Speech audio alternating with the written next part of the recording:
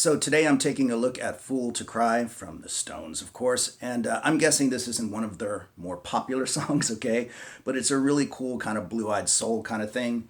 And what happened with this one, real quick, if I may, is last week a student asked me to show him this song. He likes to sing it, so he wanted to learn it on guitar. And then he said, how do I embellish it? You know, it's such a simple song and it's got so much repetition in it. How do I make it a little bit more interesting to play? And so this is how this came about, okay? So the original tune, the original recording is in the key of F. So the first thing I'm doing here is placing the capo on the first fret to keep it in the original key, but allowing me to use more open strings for the chords, okay? So what I'm going to talk about in this lesson is how to play the tune, how to play the changes, but how to decorate it and make it a little bit more interesting to play, okay? So the first two chords we have are E major, and then we're going to travel to A major 7. Now, the song is carried quite heavily by both electric piano and acoustic piano. So the first thing I did with this one is kind of listen to that piano intro and try to cop a little bit of what's going on there. You don't have to copy it exactly, but you can really pick up some great ideas by paying attention to what the piano guy is playing.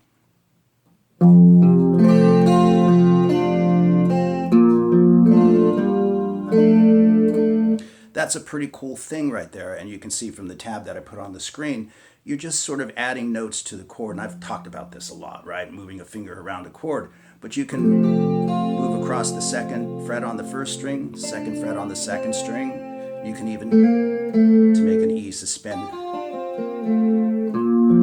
And with the A major 7, you can do similar things. You can see I reached over here, copying that piano part, okay?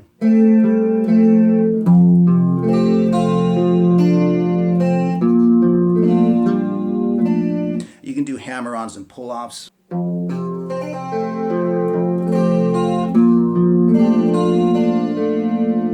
You can slide notes in between. Anything you can think of, right? Anything that you can possibly come up with to decorate the song a little bit, and that can be a lot of fun. You can also substitute chords, but first let me play a couple of things, just playing little lines in between.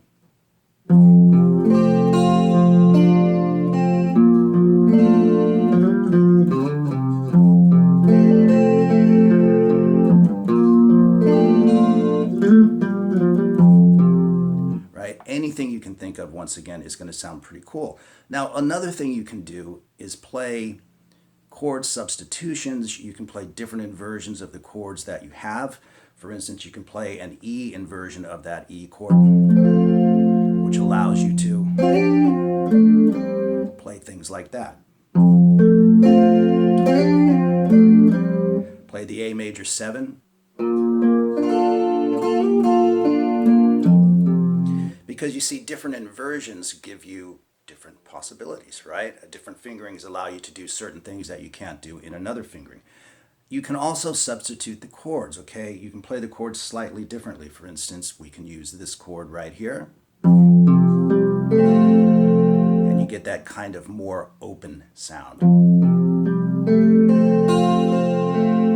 Right? And that sounds nice as well, moving to the A major 7. Now, you can also do the same thing to the A major 7 and play this chord. You get that same effect across both of those chords, and they'll both sound really great and a little bit more elaborate. This is more like what keyboard players do. You know, they just throw chord substitutions and inversions around like water.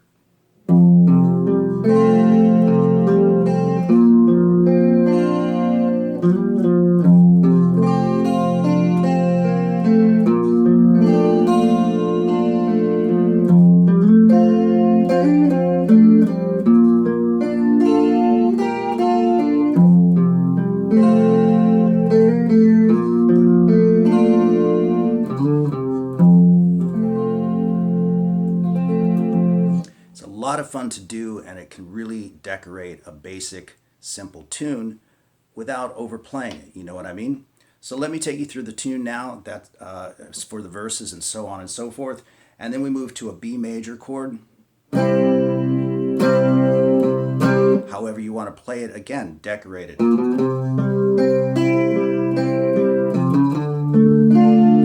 play little lines in between walking into the chords.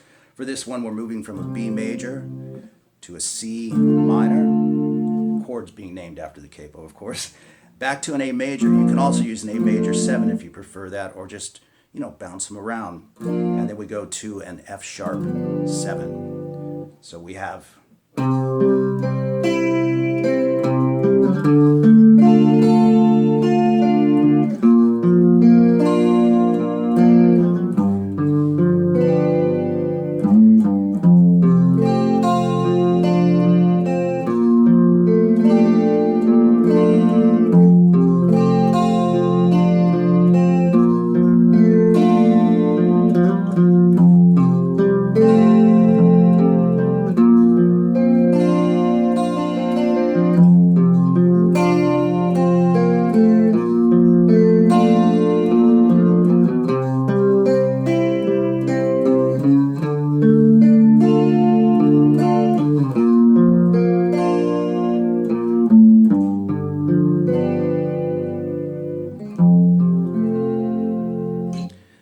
And that's basically how the tune works. You go back and forth between those two parts.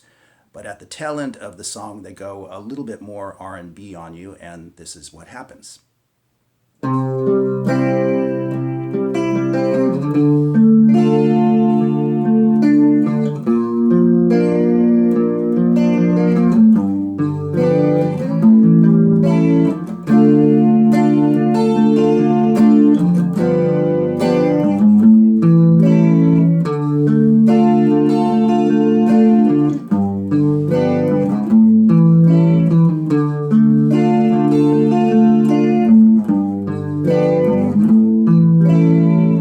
Just loop it and decorate with little walking lines, whatever you can think to do. It's really a cool thing to have fun with on guitar. Okay, there you go with the Stones, Fool to Cry, and we'll see everybody soon.